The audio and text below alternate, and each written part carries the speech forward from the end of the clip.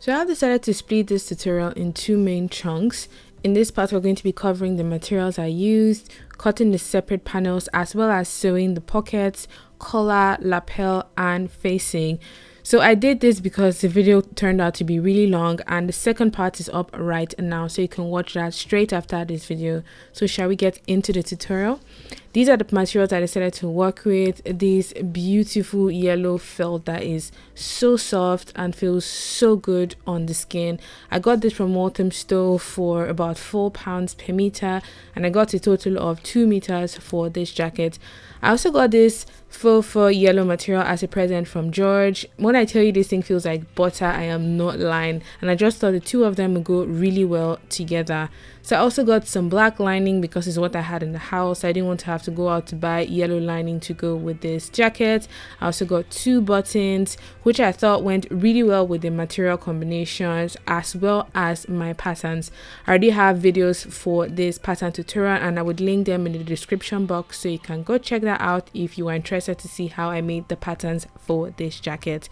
So you also need to get some iron-on interfacing for the collar and the facing of the jacket, so it's nice and stiff. And in here I'm just going ahead to cut out my different pieces. I've just pinned everything down the way I would want them to be. For my facing, I had to cut 2 pieces, one for the left and one for the right. For the back, I just needed to cut 1 piece, so I just put my pattern on the fold, and I'm going ahead to cut it all the way around. I also cut myself my lining for the front, for the back, and for the sleeve as well. I'm going in here to cut my sleeve in the other material because I thought the contrast would be brilliant. I was a big skeptic though, I won't lie, but I was like, you know what, what's the worst that can happen? What's the worst? So I've gone ahead and I've cut out all my pieces here. As you can see, these are my front pieces, so the 2 for the front, as well as my facings, which I have fused at this point. So this black material you can see inside is the interfacing, which I've pressed onto the wrong side of the facing to give it more stability. As for the collar panels, as you can see here, which would sit into the neckline of the jacket, I have myself 2 sets. So there is a set that is already fused, and then there is one that I cut on a fold, and the idea is you join these 2 sets together to make your full collar. So the one at the bottom here, you would have to sew on a 1 centimeter seam allowance before joining it onto the other one that we cut on the fold. And I've just fused this the same way I've used the facing, so it's nice and stable. I've also cut my pocket, 1 pair for each side, meaning 2 for the left and 2 for the right, so when you sew all the way around the round ends, it becomes an actual pocket bag. I've also cut myself my sleeve, so meaning 2, 1 for the left and 1 for the right. And can I just say that faux material phrase, so just be aware.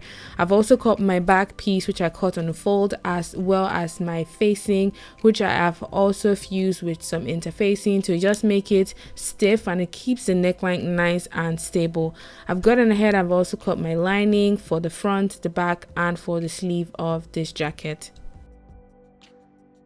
Now it's time to sew. The first thing I'll be starting with is the pocket, which sits into the side seam of the jacket. So I've laid out my front panels and I'm going to pin on my pocket. So what you want to do is mark 8 inches down, which I transferred from the pattern anyways, on the left and on the right hand side. And I've gone ahead and I've pinned the pockets along the sides. I'm going to do the same for the back of the jacket. So just mark 8 inches down, make sure the beginning of the pocket aligns with that 8 inches, secure it with a pin, and do the same thing for the other side. So when you've actually sewn the side seam of that pocket to the side seam of the jacket, it stays in place. So the first thing I'm going to do here is to sew that side seam, just the part where the pocket is, as you can see here, on a 1 centimeter seam allowance. Just take your time when you're sewing wool or felt because they are relatively thick materials. So once I'm done sewing it like this, I'm going to turn it outward and do sort of a top stitch that is about 0.2 centimeters in. And what that does is to keep the pocket bag inside of the jacket so it doesn't sort of like roll out when you wear the jacket over time. So I've done this for the front and for the back panels, and this is what it looks like. I have not joined the side seams yet. I've only joined the pockets bags onto the sides of the jacket, and that top stitch just really made it look really clean and refined. So once I'm satisfied with both sides of my pocket, I'm going to go ahead and pin the side seams of the jacket. And because we've already joined the pocket bag onto the side seam, all you have to do is when you get to the beginning of the pocket, you sew around the curve, and then when you get to the end, you sew down and just finish up beautifully on the hem of the jacket. So sew all the way around the pocket and up to the armhole, and do the same thing on the other side of the jacket. I'm also going to go ahead and sew my shoulder seams on 1 centimeter seam allowance as well. Right now I'm sewing in my side seam, and I keep my needle in, turn the garment around, go into my pocket, slowly turning it all the way around as I sew that pocket bag closed.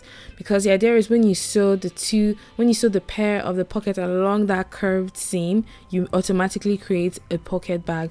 So when you get to this end, you want to make sure you sew 1 cm above that stitch that you made when you were joining the pocket bag to the side seam of the jacket, and just finish it beautifully all the way to the end of the armhole, depending on what side you're on.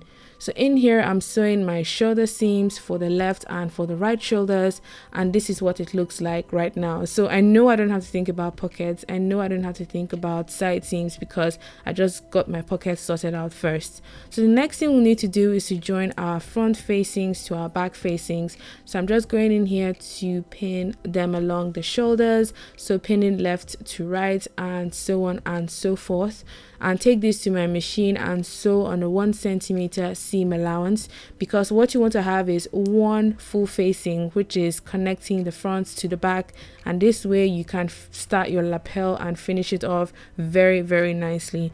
So I'm just sewing in the seams before going ahead to work on the collar. So as you can see here, the collar has 2 parts. There is this part that is fused with interfacing to make it more stable and stiff, and then there is the other part that is on a fold. So I'm going to sew up this pair first before going ahead to join it onto this other side, which I cut on a fold around one end. So in here I'm just sewing on a 1 centimeter seam allowance. When I cut on the pattern, I made sure I moved it a bit to ensure this would happen, or this would be a success. And then I'm going in here and I've pinned the join piece to the piece I cut on the fold, and I'm going to sew all the way around this side on one continuous stitch and down the corner to that end. So now that I've sewn it, I'm going to go in to trim the corners, because the aim is you want to turn this inside out, and if you have bulk seam allowance, that thing will not really turn out nicely and beautifully the way you want. So it also helps to cut tiny incisions along the curved end. That just makes the seam relax and turn out nicer when you turn this collar inside out. So I'm just going to go ahead and press this on my iron to just relax all of my seams. Now this is the most important part of making any kind of jacket or outerwear that has a lapel and a collar. So right here I'm just matching on my facing to the front of my jacket, matching the right sides together, and what I'm going to do is I'm going to sandwich that collar that we just finished making in between the facing and the actual garment along the neckline. So why this is a bit tricky is because you're joining two curved seams together. So you're going to have to stretch the neckline to fit the collar, and it takes time, so don't just rush it. Just take your time, gradually pulling and tugging. And I like to pin this completely before taking it to my machine to sew, because I just find that once it's a bit stretched out in this pin position, it's a bit easier when it's time for me to sew. So once I'm satisfied with where I've pinned my collar, I'm going to go ahead and just pin my facing roughly over the collar, because the idea is you want to use one continuous stitch to join the facing, the collar, and the actual garment all the way around the front, the back, and the other side of the front of the jacket. So now that I've pinned everything up and I'm happy with it, I'm going to go ahead and sew this on my domestic machine on a 1 centimeter seam allowance. And can I say that, oh Lord, this part is even simple, which is the center front. Is when you're actually sewing around that collar that you really have to take your time. There are moments when you have to leave the needle in, turn the garment around, and continue all the way around the neck until you reach the other side of the garment. So practice and don't give up. Even if you don't get it right the first time, always try and try again until you're satisfied with the outcome of your collar and lapel. So now that I'm done stitching it, I'm going to go ahead and trim off my corners. So the corners for the lapel, to make sure that tip is nice and pointed, and I'm going to cut mini incisions along the entire seam of that neck, so by the time I turn this inside out, everything would relax a bit easier.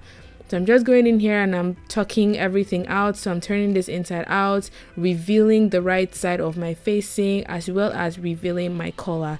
So this is what it looks like right now. I would need to press this as well as do a top stitch just to secure the lapel and the collar the way I want it to be. After pressing, this is what the jacket looks like. I say this is one of the most difficult parts of doing outerwear, getting this collar lapel looking nice and clean. So I like my lapel up until now, but I don't like my collar. I think the collar is way too shallow. If I were to do this again, I would make the pattern a bit more pointed around that end, so the both of them just look nicer together.